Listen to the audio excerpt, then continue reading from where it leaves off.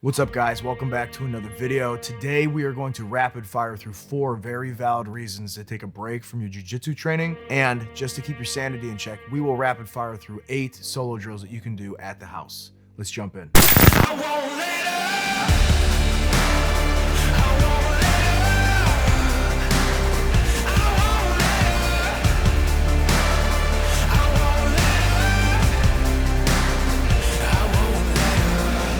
Before we get started, I want to point out that I'm not a doctor or any kind of a medical professional. This is not medical advice. This is purely coming from my experience and what I've known and gathered in my 6.5 years it's taken me to get to 3-stripe purple belt. So with that being said, valid reason number 1 to give your BJJ training a break are skin infections. Those of you out there who've had these know exactly what I'm talking about. You got ringworm, which comes from a fungus. You've got impetigo, which is bacterial, and even worse, you've got staph, which is bacterial. This is exactly why we need to do a thorough job when we're mopping the mats when we're done using them. If they aren't cleaned properly, or if they're not cleaned at all, this is where these bacteria or funguses can rest, waiting to get on our skin. And if you get some of this on your skin and you don't wash it off in time, guess what? It turns into an infection. You'll have over-the-counter medications you can get for things like ringworm and impetigo. If you contract staph, you're going to want to see a doctor. And on top of that, there still may be times where the over-the-counter medications aren't going to cut it with ringworm or impetigo, and you will still need to go see a doctor. So the best practice here is once you're done training, mop the mats and get showered up as fast as you can. But even then, sometimes it's unlikely, but you can still contract one of these. And if you do, you want to be respectful to your fellow practitioners and not go to class and training and sparring until you get the infection cleared up. What makes these infections such a pain to deal with is that they're contagious through touch. And that's all jiu-jitsu is, it's physical contact. So you don't want to spread this to everyone at your school. You want to take care of it like a respectful human being and get yourself clean before you come back to class. Valid reason number 2 to give your BJJ training a break would be looming injuries or even full-blown current injuries. I know that since I've started jiu-jitsu, I've become very efficient at listening to what my body's telling me.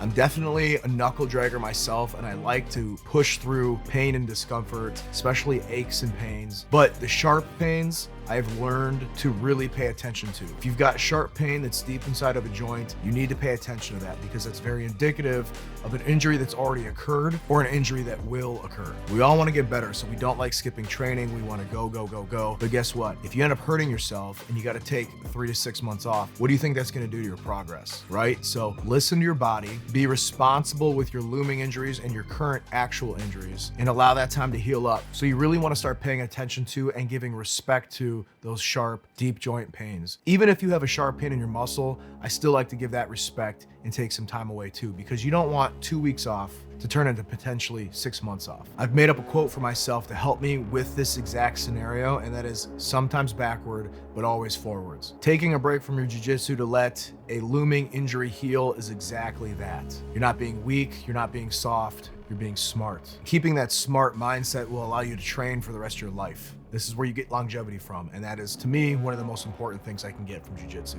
Valid reason number 3 to give your BJJ training a break would be post-surgery returns.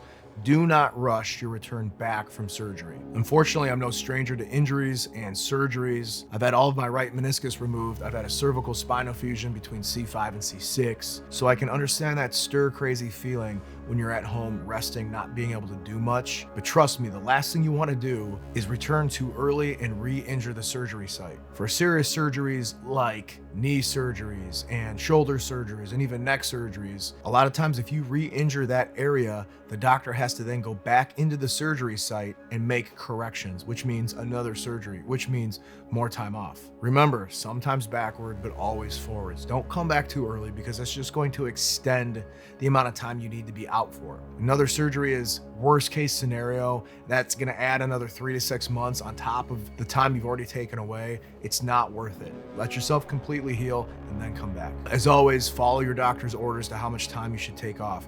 And if at the end of that rest time you still feel that sharp pain inside that joint, go have another doctor's appointment before you return. You can't be too careful with joints, especially in jiu-jitsu, because what's one of the main goals of jiu-jitsu? Destroying joints. So be careful, take your time coming back, talk to your doctor if you need it, and you'll be just fine. And if you guys have any good injury stories, I want to hear them in the comments. Just like my C5, C6 fusion, that was basically a jiu-jitsu injury that started in the gym. We'll save that for another video, but I'd love to hear about your injuries and how you guys recovered from those. And I think we could all learn from each other in the comment section. So if you've got a good injury story, drop it down below. And valid reason number 4 to give your BJJ training a break would be a new tattoo or even tattoo removal. This tip somewhat ties into tip 1 with the skin infections. You have to remember that a new tattoo is essentially one big open wound. Not only is it not a good idea to return too early once you get a new tattoo because it can distort the ink under your skin, depending on how rough you're being, it also makes you more susceptible to skin infections. And it's the same thing with tattoo removal. If you're getting a tattoo removed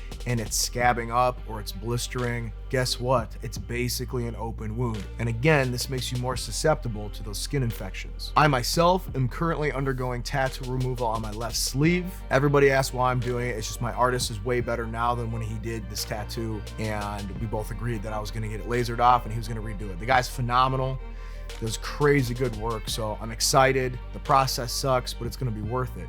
But to give you an idea of what this looks like, you can see all these little red dots on my arm. Basically what's happening here is the laser breaks up the ink underneath my skin. My immune system sees these as foreign bodies and the white blood cells come and take the ink away. So after several laser sessions, you can significantly fade or even remove a tattoo. But again, this can create irritation on your skin. As you can see on my arm, there's lots of marks and some scabbing, which essentially means that I've got broken skin, and this means that it is an open wound. I mean, I've even heard of horror stories where guys scratch open a mosquito bite and then go to jiu-jitsu training and they contract staph, and the infection goes scorched earth on their leg, and they end up needing hospital time for this. So open wounds in jiu-jitsu are a no-go. That's just my opinion. I've seen too many horror stories on this. I've contracted ringworm and impetigo on the same spot on the back of my neck one time in high school wrestling, and I tell you what, it is not something you want to go through.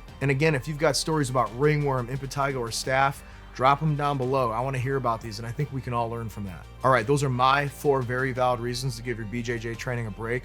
Let's jump into the solo drills. I'm going to go outside because not everybody has carpeted floors and not everybody even has mats. So I want to make this as accessible as possible. I'm going to go outside in the grass where the weather isn't that great today because it just shows you that you can literally do these anywhere. All right, let's go. All right, guys, so we're actually going to transition to doing this inside because the weather is too bad to take the camera outside. We're going to be doing this on the hardwood floor in my living room. These are all low impact moves that are very versatile. So you can do this on the hardwood, you can do this on carpet, or if you have mats, you can do it on the mats. So without further gum bumping, let's jump into the drills.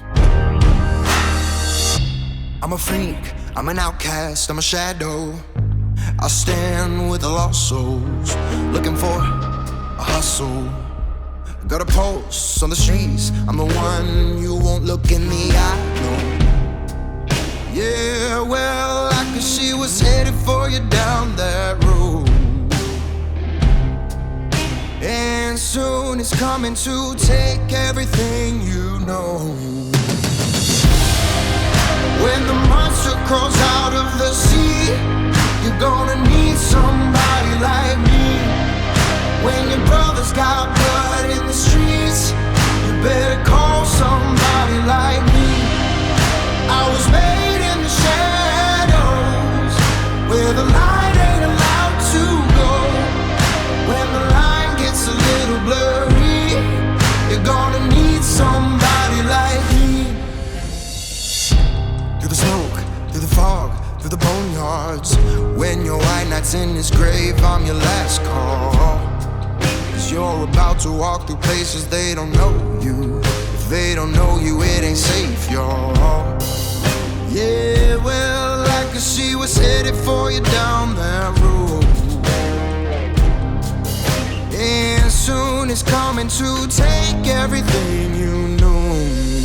Yeah, when that monster crawls out of the sea, you're gonna need somebody like me.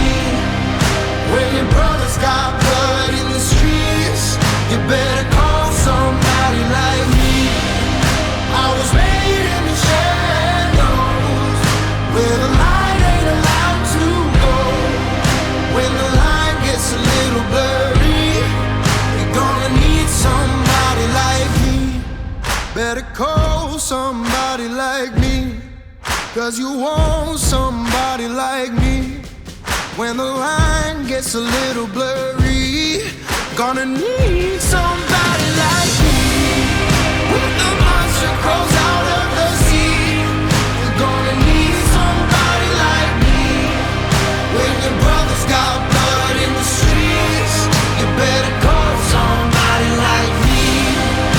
I was made in the shadows, where the light ain't allowed to go. When the line gets a little blurry, we're gonna need somebody like me. Better call somebody like me, 'cause you want somebody like me. When the lines get a little blurry, we're gonna need somebody like me.